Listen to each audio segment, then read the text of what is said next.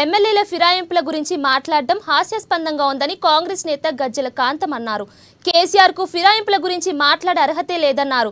ఇక బీఆర్ఎస్ఏ ముందుగా ఫిరాయింపులను మొదలుపెట్టిందని, కేసీఆర్ కేబినెట్ లోకి మొత్తం టీడీపీ ఎమ్మెల్యేలను తీసుకోలేదా, సబితా ఇంద్రారెడ్డి, సుధీర్ రెడ్డి కూడా కాంగ్రెస్ నుండి వెళ్లిన కదా గజ్జల కాంతం ప్రశ్నించారు.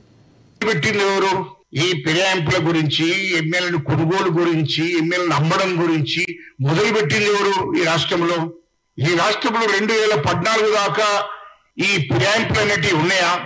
అవినీతి అనేది ఉందా? 2014 దాకా ఈ దేశానికి స్వతంత్రం వచ్చినప్పటి నుండి 2014 దాకా కేసీఆర్ ముఖ్యమంత్రిగా ఉన్నప్పుడు జరిగిన అవినీతి ఈ దేశంలో ఎప్పుడన్నా జరిగిందా?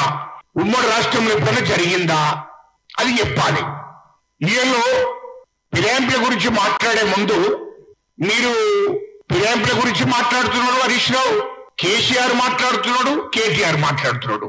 ఏమయ్యా కొంచెం సిగ్గు లజ్జ ఉండి మాట్లాడుతున్నారా? మీరు మాట్లాడే ముందు అన్ని ఆలోచన చేయండి. ఇప్పుడు చట్టాలు గుర్తుకొస్తున్నాయా మీకు? ఇప్పుడు చట్టాల గురించి మీరు మాట్లాడతారు. మీరేనా మాట్లాడేది చట్టాల గురించి? ఆనాడు తెలుగుదేశం నుంచి తీసుకున్న వాళ్ళు శ్రీనివాస్ రెడ్డి గారిని ఎవరు తయారు చేసిన వాళ్ళే? టీడీపీ కాదా? తలసాని శ్రీనివాస్ యాదవ్ని ఎవరు తయారు చేసినరా? టీడీపీ కాదా? కడియం శ్రీగారు ఎవరయ్యా? టీడీపీ కాదా? మరి మీ పార్టీలో ఉన్నోళ్ళు ఎవరైతే తెలంగాణ అద్దు అని చెప్పిండ్రో, ఎవరైతే తెలంగాణ రాష్ట్రానికి వ్యతిరేకంగా పనిచేసిండ్రో, ఎవరైతే వద్దని చెప్పినో వాళ్ళందరూ నువ్వే ఏర్చుకున్నావు కదా. నువ్వు టీఆర్ఎస్ పార్టీ ఏర్చుకున్నావు కదా. నీ క్యాబినెట్ లో మొత్తం తెలుగుదేశం వాళ్ళే కదా. నువ్వు ఫిరాయింపుల గురించి మాట్లాడతావు.